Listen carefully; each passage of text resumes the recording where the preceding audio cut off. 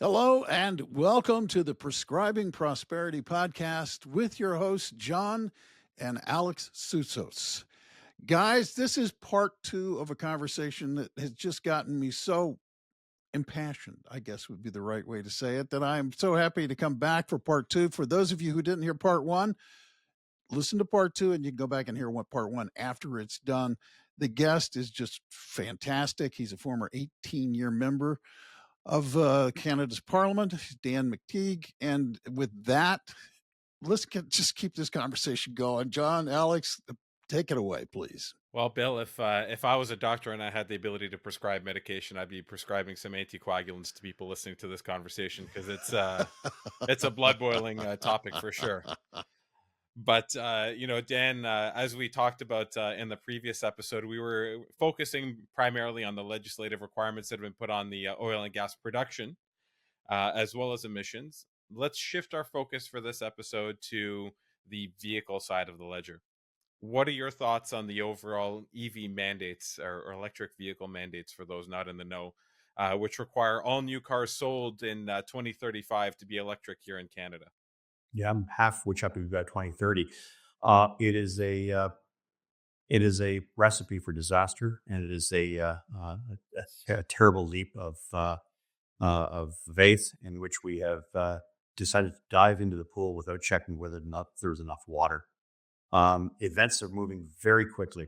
We've known that the EV transition, supported by the federal government, to a lesser extent the provincial government here in Ontario, which does very well by the former Auto Pact, some extent Quebec and even British Columbia, is now becoming a significant economic burden, a white elephant, if you will. Given the decision by the incoming administration, the Trump administration, not to reinforce the Harris-Biden vehicle mandates of 67% by 2035, it means that 93% of the the vehicles that we build in this province, which are earmarked for the United States, no longer has a market.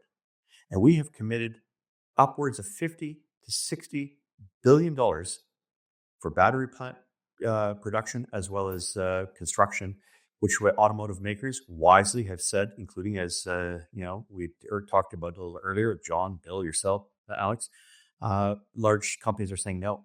There's no future in this, not at least not yet, and the numbers are very telling. Now, with the United States moving away from the IRA, God knows why they called it like that. Being of Irish ancestry, I get a little nervous when I hear that. It's the Inflation Reduction Act, not the Irish Republican Army. For us older types, it means that trillions of dollars will no longer be earmarked for subsidies or forcing people into vehicles that they don't want or can't use, or giving people in California with much better climate than we have here in Ontario or in Canada or British Columbia or Alberta, no longer requiring that they be forced into those vehicles. So with the restoration of freedom of choice in terms of what you buy, more reliable, less costly, no subsidies involved. I mean, I'm sure Elon Musk can build these things without having to worry too much about governments these days. I think it's pretty clear that Canada backed the wrong horse, is going to be left holding a major bag that's going to cost not just my generation, but generations to come a lot of money that we didn't have. And there's no way we can subsidize every failing battery and automotive company in this world. Now, the fact is, we're going to have to find a plan B, and one very quickly, because it becomes very clear the EV fantasies, the 50 odd billion dollars that we've committed, is up in smoke as a result of what's going to happen on the 26th of January when incoming President Trump puts his hand on the book, takes the oath of office. Yeah, and I before I get to my next question, just to further support what you're saying, the federal government and the provincial government created a joint plan here for in Ontario for the Oakville Ford plant to be producing a large portion of the electric F-150s, if I'm not mistaken.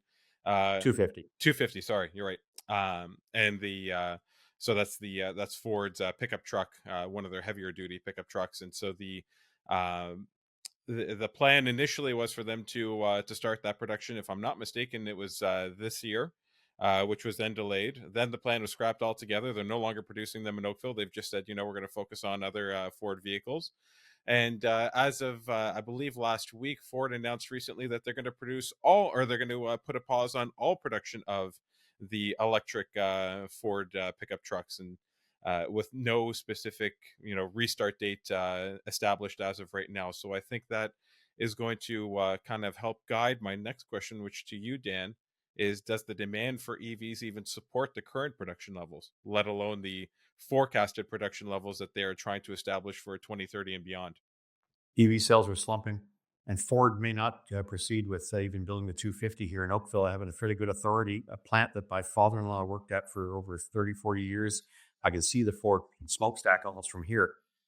It's shuttered. It's not opening up again.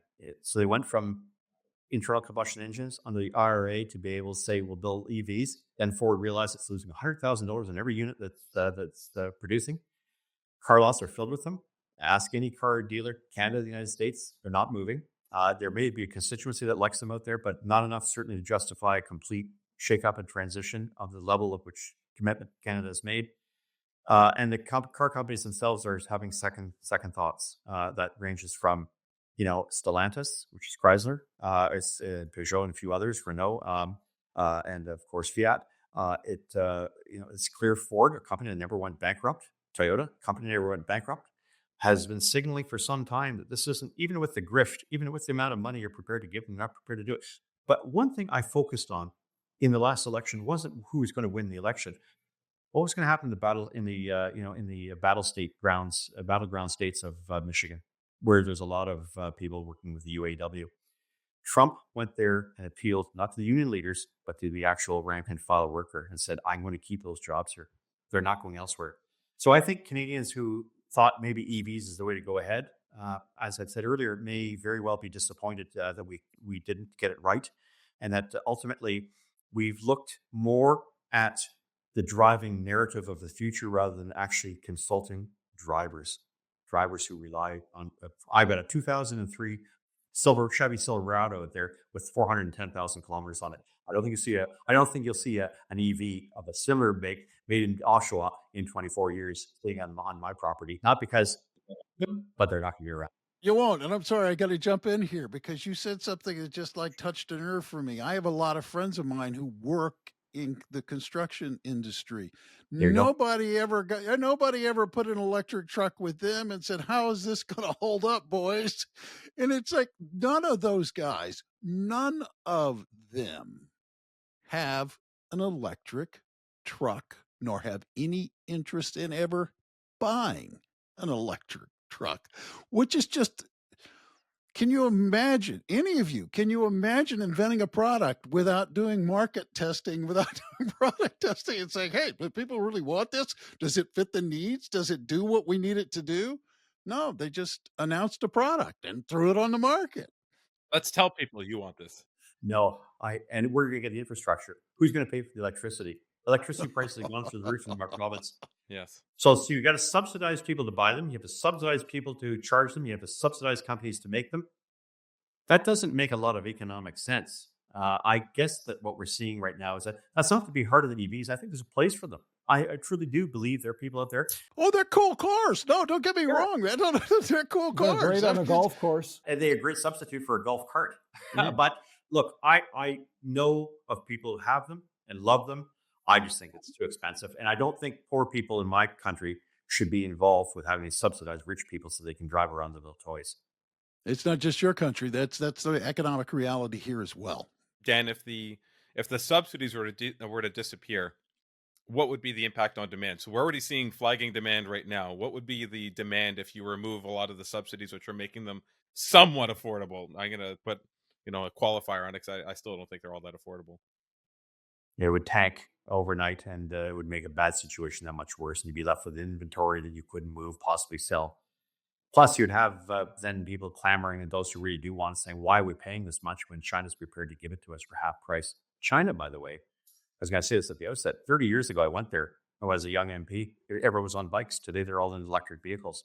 15 years ago, China made a strategic decision, said, there's no way we can compete with OECD. There's no way we can compete with Europe or with North America on internal combustion engines. They're taking an 8-cylinder platform, turning it into 4-cylinder platforms, and better efficiency in a number of ways, better dynamics, transmission, weight, etc. And it's not just because of the CAFE rules, but we now have a situation where very clearly I think many people are starting to wonder whether or not it's really worth it because they can't afford it with or without subsidies. That answer then reminds me of a joke. What did Democrats and liberals use for a light source before the invention of the candle? Don't know. The light bulb. Yeah, people got to wait. Hold on. And let's be clear, Dan was a former member of Parliament for the Liberal Party of Canada. But as he said, that Liberal Party doesn't exist anymore. No, it doesn't. No, it explains the bad policies that they've undertaken without much due regard to considering those impacted mostly. And I think that's tragic. But the country, we have to right the ship. If we don't do it, the Americans will do it for us. Yeah. So, Dan, what do you think is the biggest impediment to the EV demand?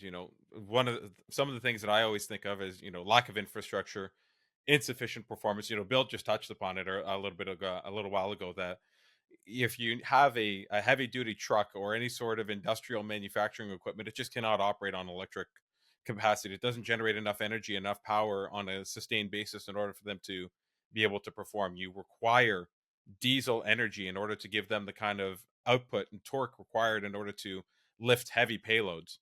So, climate is another one. In living here in Canada, in Ontario, and for a large portion of the country, we have very cold winters, and obviously battery performance diminishes significantly during colder temperatures, and they take a long time to charge. So what would you, if you were to point your finger on one item, what would be the biggest impediment to the demand for, or lack of demand for EVs right now?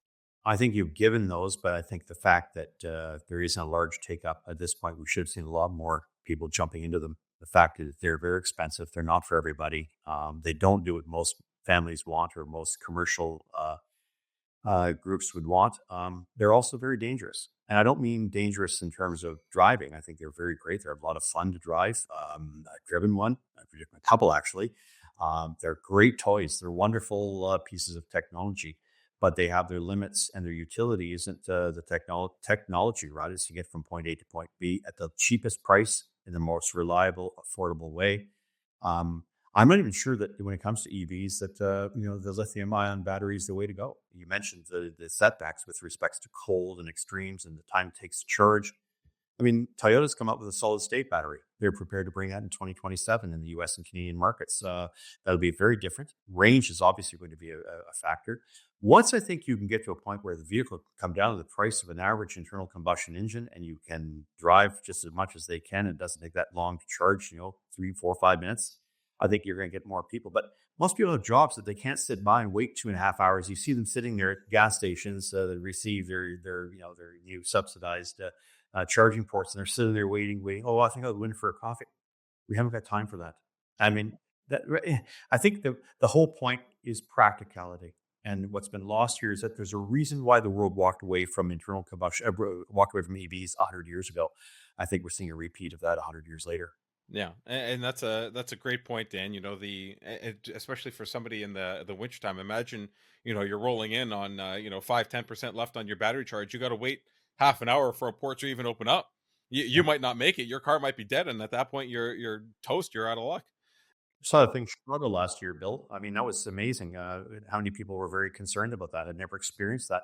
We've had it pretty good here, warmer weather. We may not always be able to touch wood, but I go to Alberta. I saw a few of them then. They're in the cities, but you're not going to find them in the country. More importantly, the wider adaptation. You're not going to see farmers take these up and use them as big machinery equipment out in the middle of Idaho or Iowa or Alberta or Saskatchewan with a charging station somewhere 20,000 acres inside.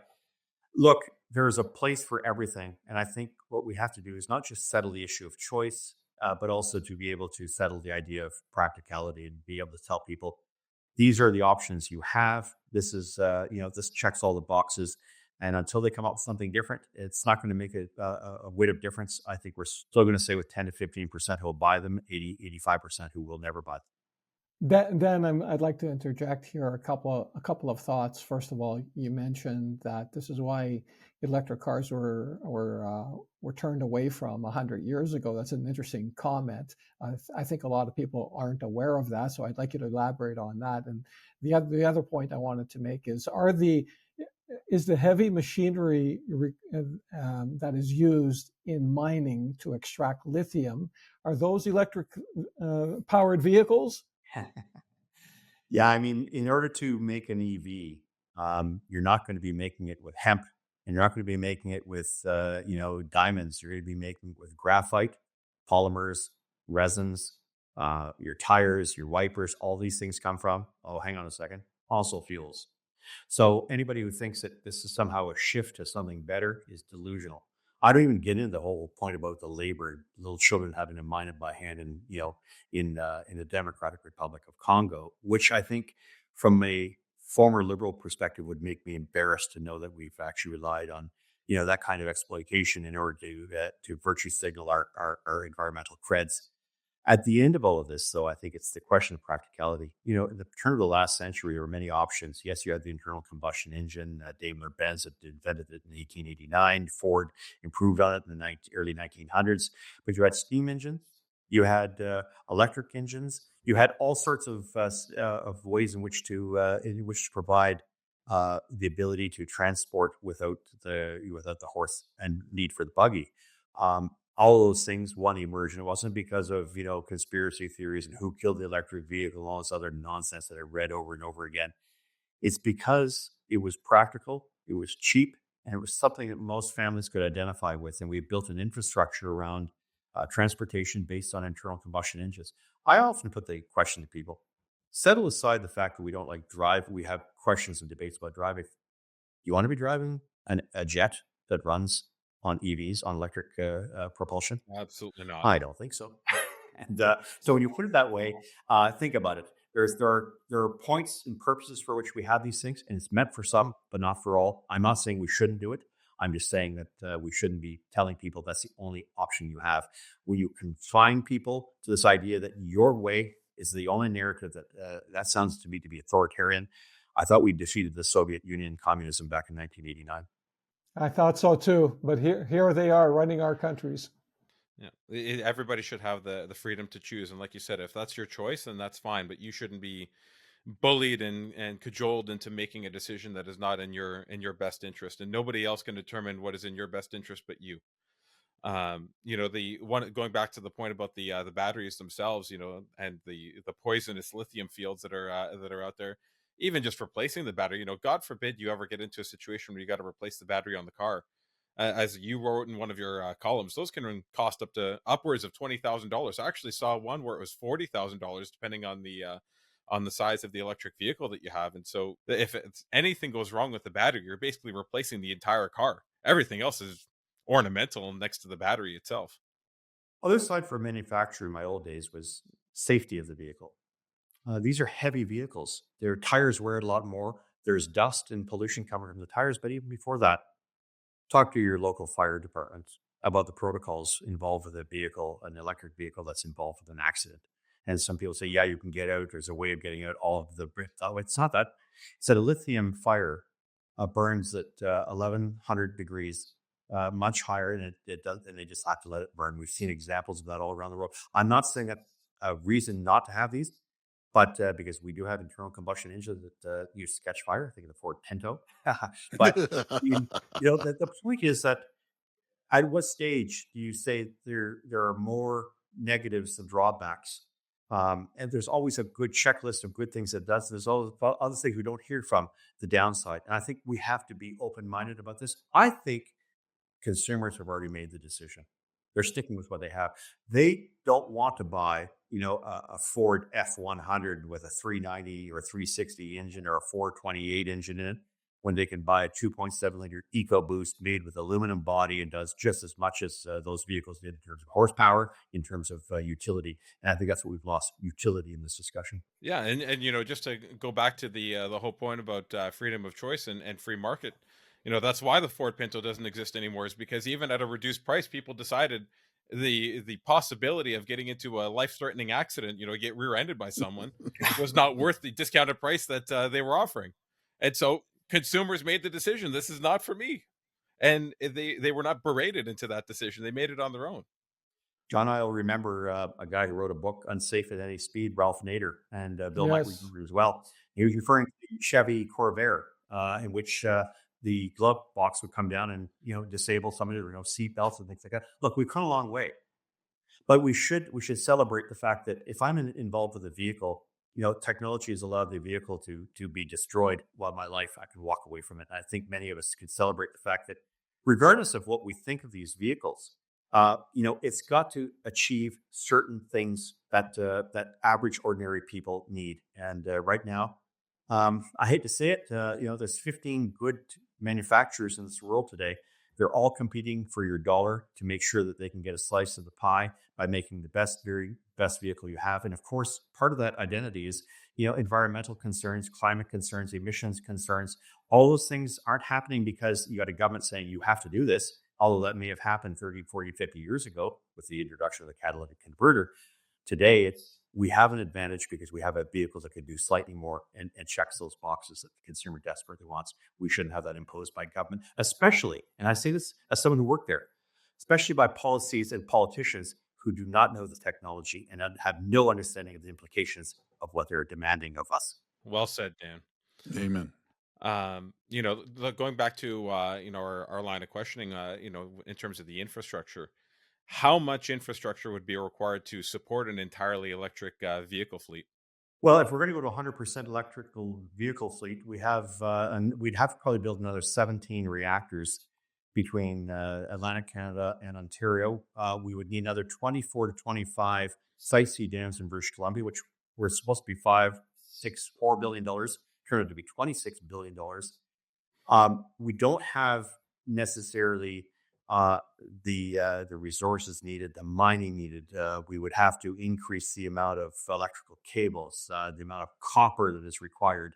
These are things that no one has considered when it comes to the actual disposition. We would have to mine 3 times what we've mined in all of the history of civilization in order to achieve that goal 100%. So I think it is a fantasy. I think it is not just a bridge too far. I think people who believe this kind of stuff and who want to impose it on others are deluding themselves and hurting others in the process because they are simply not ready to accept hard facts about how you get there.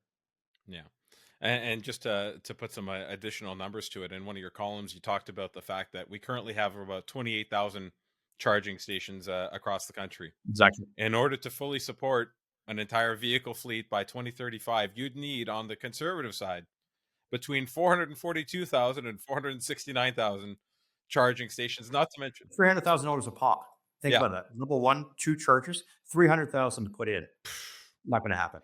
No. And not to mention all the private charging ports at home, because everybody wants to try and charge at home. So there's additional cost and electricity requirements. Where are we going to get the electricity for all this stuff? Transformers, electricity, infrastructure from the plant. You can build all the plants you want, but you've got to get that to the house or to the place, and it's just not going to happen. That's why the cost is high.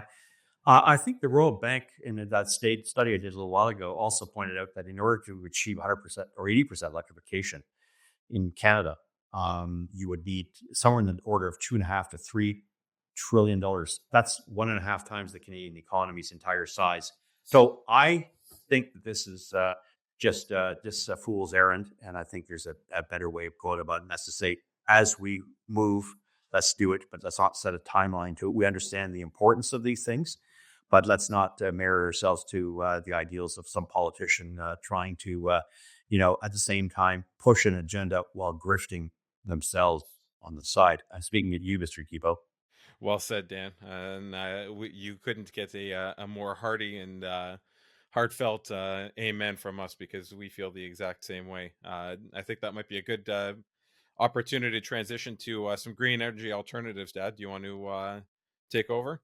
Okay. How reliable are other quote unquote green forms of energy such as wind and solar in terms of their ability to replace other energy sources like natural gas and nuclear power? Take it away, Dan. Well, look, I'm going to let Bill maybe answer some of that as well. But, 30 years ago, 80% of your world energy was provided for by fossil fuels. $17 trillion later, it's still 80%. You haven't moved the needle.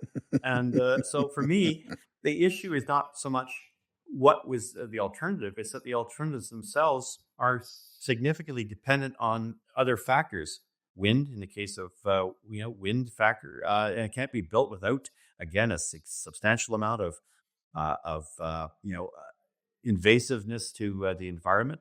Your solar panels, short of having them all brought in from China, which of course produces them using coal. And I'm not just being facetious about that. And slave labor. And slave labor, yeah. Think of the Uyghurs that have to help build some of this stuff. People I've had to try to fight on behalf of many, many years ago as a member of parliament. You have to consider that, on days when you truly need it in countries like Canada, it's not going to be available. Yeah, we get wind, and there are days where we don't have wind at all. Yes, we have, at this time of year, not a lot of sunlight. And that's not to say that they won't produce when there's less optimal sun, but they can't provide the heft and the requirement, the base load that's needed to run your infrastructure. Quebec has its hydroelectric because of its geology. Ontario, the nukes. In out Western Canada, natural gas, propane, and of course, oil itself. All of these things respond to the needs of a modern civilized society in which we can use these things to overcome our natural impediments. And that's how we've conquered these things. And we're not going to do it by regressing and going back and saying, well, we can do other things, when those things will not do the things that are required to sustain a modern society without a retrograde step backwards. And if that's what people want, at the end of the day, you ask some of these people, and they'll tell you, our issue here isn't about climate, our issue isn't about environmentalism. Let me be very blunt. It's about population. We think it's bad news that there's 8 billion people on this planet. I've encountered these people all the time saying, really? Is this your problem? Is this your concern? They're bad news bears. They're Debbie Downers. My background is in economics, and Dan, you're probably familiar with Robert Thomas Malthus. Of course, yeah, Malthusians, yeah. That's right. And he believed that the population was not sustainable, and because the population was growing at a faster rate than the food supply, there would be wars over limited food resources. What he did not anticipate is a change in technology, but the people like the Malthusians, who existed 200 years ago, they live on today. Yeah, they do. They're the Chicken Littles. They're the ones who want depopulation of the planet, and we could go down another path there that we're not going to go down during this. I notice they don't volunteer themselves, though, do they? No, exactly. That was going to be my point. Is like, if you're really concerned about the population, there's a bridge over there. Yeah, exactly. Go ahead. Dan, what's wrong? What's wrong with us humans that we take such an ideological bent to implementing green initiatives that governments just went down that path without thought to the notion of supply and demand? I think it has a lot to do with maybe boredom. Everything else seems to be doing quite well. We've got an unparalleled standard of living, and first world problems, as they say, Dan? Exactly. So what's the deal? I mean, maybe it's really about the fact that we have to find something to justify our existence. I'm not sure, but I know that what we've done and we've come up with as a solution to a non-existent problem. And I'm not being, uncharacteristically uncharitable about the concerns that people have, but I think that they tend to be a little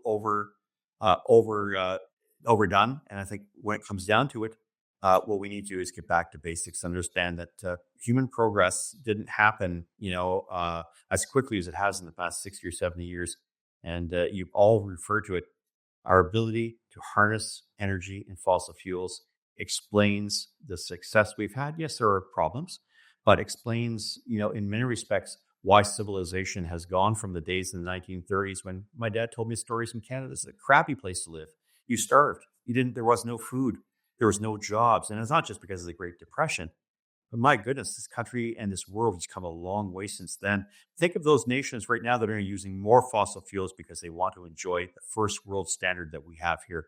And it's not just migration to here. They're not saying, why should we have to go to your country to enjoy the standard of living you have? And it happened because we've been able to harness the wealth and the potential of our resources. Anybody who says no to that, well, I got one recommendation.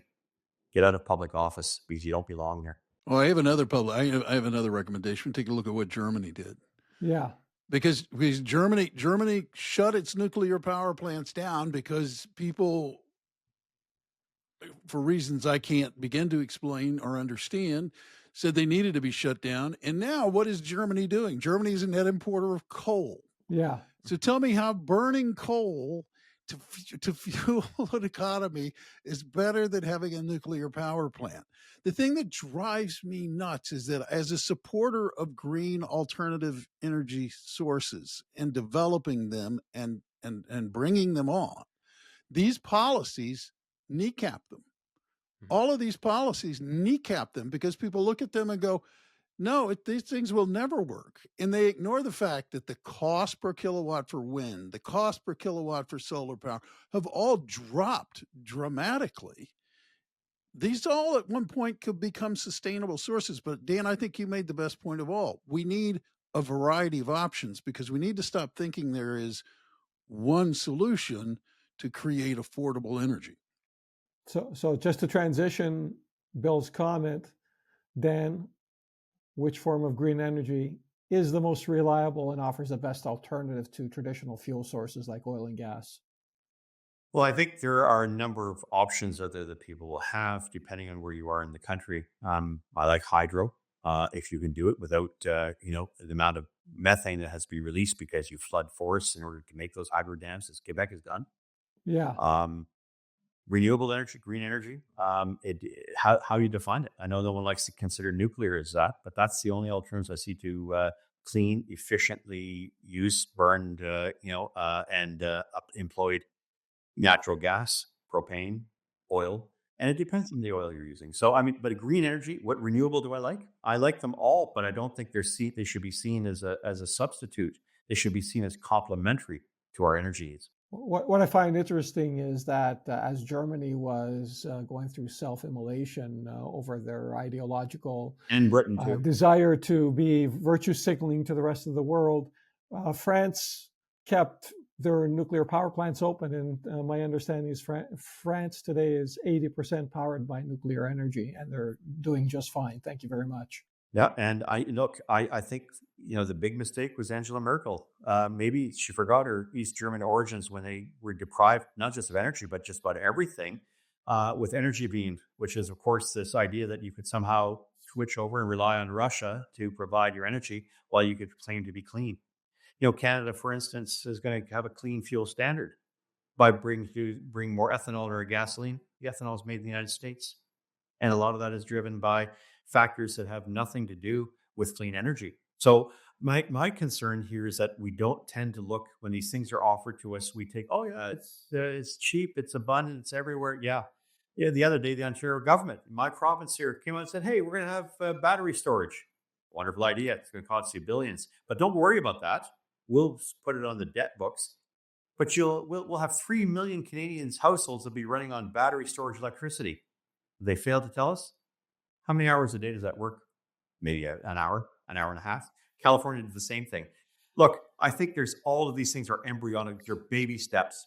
But what happens in an autoclave, what happens in a test does not necessarily apply ubiquitously to all of our needs. And so someone can have a serious adult discussion about energy needs and how they're being met with a reality to what is happening currently today, they ought not to be given too much attention. It's important that they be helped and that we find better technology. But if we don't, then we're only snuckering ourselves.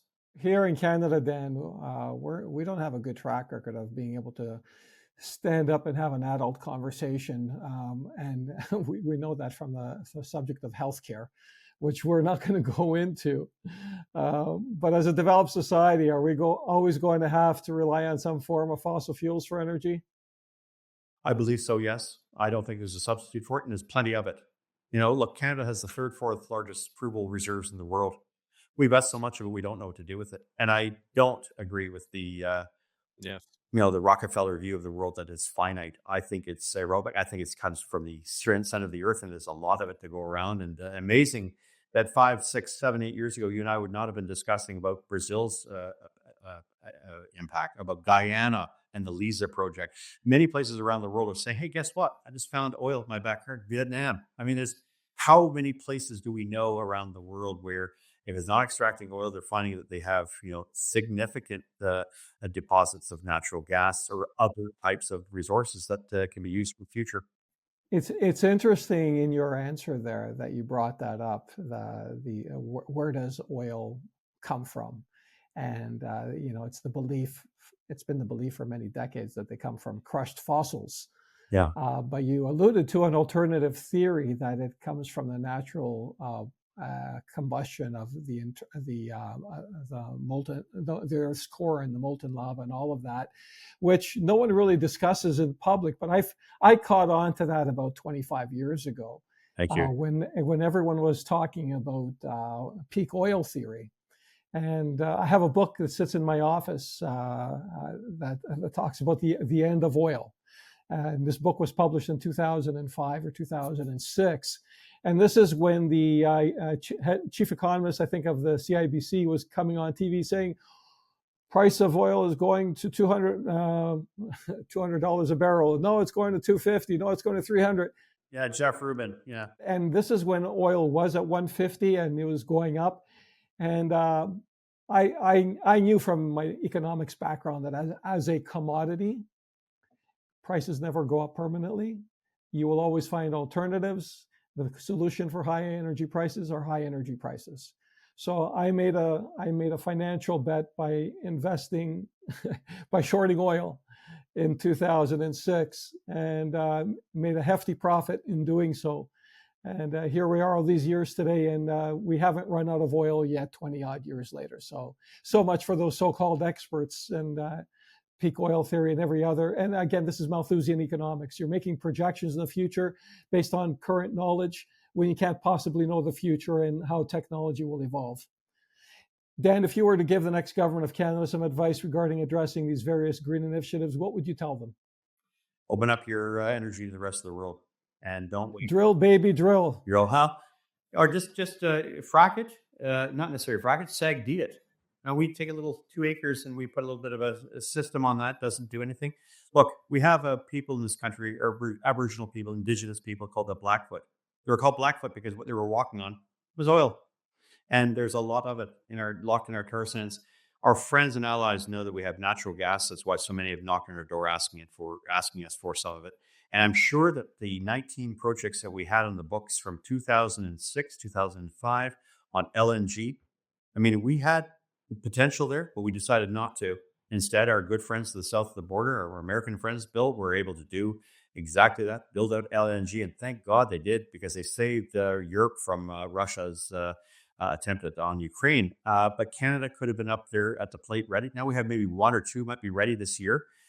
We lost our way. We lost our ability to show ourselves to be able to give to the world that which it desperately needs, and that which most people say, hey, I'd rather buy not only the maple syrup, I'd rather buy the energy from Canada than I would most other countries on the face of this planet.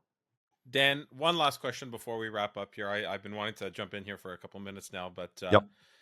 Going back to the discussion of nuclear, why do you think nuclear got so poorly or so badly vilified in the eyes of the public, so much so that people have not viewed it as a reliable green energy? Well, I think in the 1970s, I recall protests on the Clarington plant next to the further one down the road from the Pickering plant as a child in the early 1970s, seeing protesters saying, oh, this was involved with nuclear proliferation. Canada shouldn't be seen as entertaining something that is as unstable and that is volatile. That once you finish with the spent rods, what are you going to do with them? Well, I can tell you where they are. They're in Pickering, right at the nuclear plant. They've been encased and entombed in cement for the past 40, 50, 60 years. I think it's been certainly villainized, but for the obvious reasons, it's now come back into vogue. And it's not just nuclear, big, heavy. It's the potential of the so-called new technology, the small nuclear reactors. And I think we're lead on that. Many other countries can do the same thing. We had ITER a few years ago. There's so many opportunities for the country, and I think energy that can be transported to a certain place in a little thing size of maybe a desk can run a small community of 3,000-4,000 people is a lot better than waiting for diesel oil to be delivered seasonally in order to make sure that that community has the energy that it needs. So the potential is there. But it's not going to be there by saying, hey, that stuff has to be done by 2030. If it's not done, you got to shut down and you guys freeze in the dark and use whale oil to keep yourself warm and lit. Yeah, absolutely. Well, that's a great point to finish it off on, Dan. So with that, we're going to turn it back over to Bill. But before we do, just want to say thank you, Dan, for taking the time to come on here and speak with us today. It was a very lively discussion and a very educational discussion, which I hope a lot of people will enjoy. Hey, Alex, thank you for inviting me. I really appreciate this, John. Thank you, Dan. I would love for this conversation to become infectious, because it's like, this is what it needs to be. This is the kind of conversation you need to have around energy if, like you want to do, is keep energy affordable. And affordable energy, Dan, is a noble cause in my book, and it is a necessary one. So I'll add my thanks for your voice as well. Thank you. We wouldn't be here without it. Thank you, John. So, Alex, for people who are listening to this conversation and are thinking, maybe I ought to talk about finance with these guys, because I haven't heard of Malthusian economics before in my life, who would they get a hold of, and how do they get a hold of you? Well, Bill, the best way for everybody to reach us is to send us an email at info@medwealth.ca. That's info@med-wealth.ca, and we'd be happy to expand upon Malthusian economics, why it's flawed, and why there's a lot better economic principles to build your future upon. Exactly. And for those of you listening to the podcast who are not yet subscribers, I don't know why you're not. It's just like these last 2 episodes have been terrific, and a good reason to just hit the follow button, okay? Become a subscriber, and then every time a new episode of the podcast drops, you'll be notified and you can listen to it. And again, I say this every episode, but if you like it and you find it useful, you find it entertaining, please tell other people about it. Share the podcast with them. These are good conversations, and I think they'll thank you for it, and we'll thank you, because word of mouth promotion is very welcome. Until next time, I'm Bill Tucker. On behalf of John, Alex, and everybody at MedWealth, thank you for taking the time to listen today. And do remember this: you can go out today and make today a great day or not. The choice is yours. Make it wisely. Until next time. Thank you for listening to Prescribing Prosperity. Visit our website at med-wealth.ca. That's med-wealth.ca for more information or to connect with us for a consultation. Don't forget to click the follow button to be notified when new episodes become available. The information covered and posted represents the views and opinions of the hosts and their guests and does not necessarily represent the views or opinions of IPC Securities Corporation. The content has been made available for informational and educational purposes only. The content is not intended to be a substitute for professional investment advice. Always seek the advice of a qualified and licensed financial service provider with any questions you may have regarding your investment or retirement planning. MedWealth Financial Services can provide a private consultation to help you determine the suitability of any guidance discussed on the show.